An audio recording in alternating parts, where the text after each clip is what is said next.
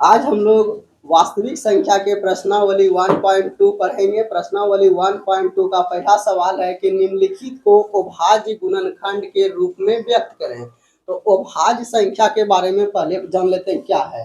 वैसी संख्या जो अपने से और एक से कटे उसे अभाज्य संख्या बोलेंगे। तो 140 को अभाज्य गुणनखंड के रूप में आपको व्यक्त करना है। तो इसको कैसे व्यक्त करेंगे आइए हम लोग जानते हैं।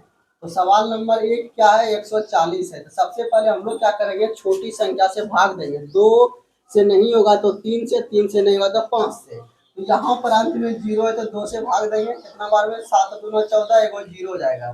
फिर 2 से अगर भाग लगाएंगे तो 35 बार में लगेगा। अब फिर अगर 5 से कटाएंगे तो 7 बार में लगेगा। अब क्या करना है, अंत में एक लाइन लिख देना है, अभाज्य गुणनखंड बराबर कितना हो गया, 2 गुना 2 गुना 5 गुना 7 हो गया। इतना लिख देना है। और उसके बाद एक लाइन आप लोग को और कर देना है कि 2 कितनी बार है, 2 बार। तो 2 का स्क्वायर हो जाएगा गुना 5 गुना 7। तो आपका आंसर निकल गया कितना, 2 के पावर 2 गुना 5 गुना 7। अब हम लोग सवाल नंबर 2 पर आते हैं। सवाल नंबर 2 है 156। अंतिम में 6 है तो 2 से कटेगा। 7 दूना 14, 8 दूना 16, फिर 2 से 29 दूना 3 दूना 6, 9 दूना 18। उसके बाद हम लोग क्या करेंगे, इसका गुणनखंड कितना निकल गया, 7 दूना 14, 8 दूना 16 हो गया। 2 से खिलाए तो फिर 3 दूना 6 हो गया, 9 दूना 18, यानी यहाँ 39 करेंगे आप लोग। उसके बाद क्या करेंगे, फिर 3 से कटाएंगे तो 13 तिया कितना हो गया, 39। तो लिख देना है अभाज्य गुणनखंड बराबर अभाज्य गुणनखंड बराबर क्या लिखना है, 2 गुना 2 गुना 3 गुना 13 लिखना है। तो या इसी को हम लोग एक लाइन और बढ़ा देंगे, 2 का स्क्वायर गुना 3 गुना 13। उसके बाद सवाल नंबर 3 पर आ जाएंगे हम लोग। सवाल नंबर 3 है 38 25। संख्या के अंत में 5 है, इसका मतलब है कि संख्या 5 से कटेगा। तो 5 से अगर ये भाग देंगे तो 7 पचे 35 हो जाएगा। बचेगा कितना, 3, 6 5 30 होगा, फिर बचे 25 होगा। फिर अगर यदि 5 से भाग देंगे, एक बार में 5 हो जाएगा, फिर बचे 25 हो जाएगा, फिर यहाँ पर 3 हो जाएगा। फिर 11 से भाग देंगे तो एक बार में 11, फिर 11 तिया 33। इसका अभाज्य गुणनखंड कितना निकल गया, अभाज्य गुणन खंड बराबर कितना निकल गया, 5 गुना 5 गुना 11 गुना 13 निकल गया। तो इसी को लिख देंगे हम लोग 5 का स्क्वायर 11 गुना 13।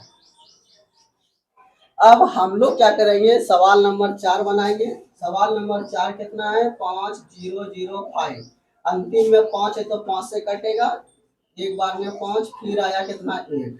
उसके बाद हम लोग क्या करेंगे, 7 से भाग लगाएंगे। एक बार में कितना हो गया 7, बचा कितना 3, 7 चौक 28, 7 तिया 21। फिर हम लोग 11 से लगाएंगे, एक बार में 11, 11 तिया 33। अभाज्य गुणनखंड इसका कितना निकल गया, यहाँ पर 5 गुना 7 गुना 11 गुना 13। इसमें कोई डबल बार नहीं है, इसको इसीलिए इसको इतना ही छोड़ देंगे हम लोग। उसके बाद लास्ट सवाल है आप लोग का 7429।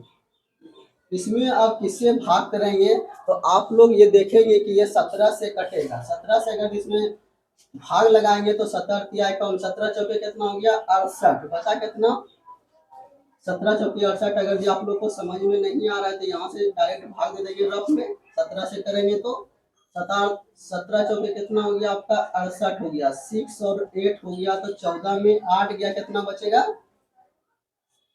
6। उसके बाद यहाँ पर खत्म हो गया, फिर 2। उसके बाद देखेंगे कि 17 तिया कितना खिलाएंगे हम लोग, 51 खिलाएंगे, यानी 5 और 1, यहाँ पर 1, यहाँ पर 1, फिर 9 हो जाएगा।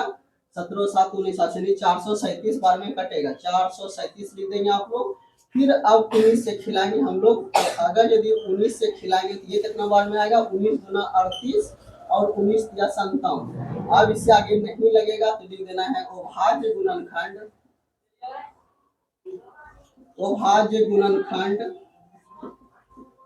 बराबर 17 गुना 19 गुना 23, यही आपका आंसर हो गया। अगर यदि जो लगे कि हमसे नहीं कट पाएगा डायरेक्टली, तो आप लोग भाग देके भी रफ में चेक कर सकते हैं। सो रफ में करेंगे तो इस तरह से सवाल नंबर हम लोग 1 का जो सवाल था, एक में कितना सवाल था, 5 नंबर तक था, 5 नंबर हम लोग पढ़ लिए। अब सवाल नंबर 2 पढ़ेंगे।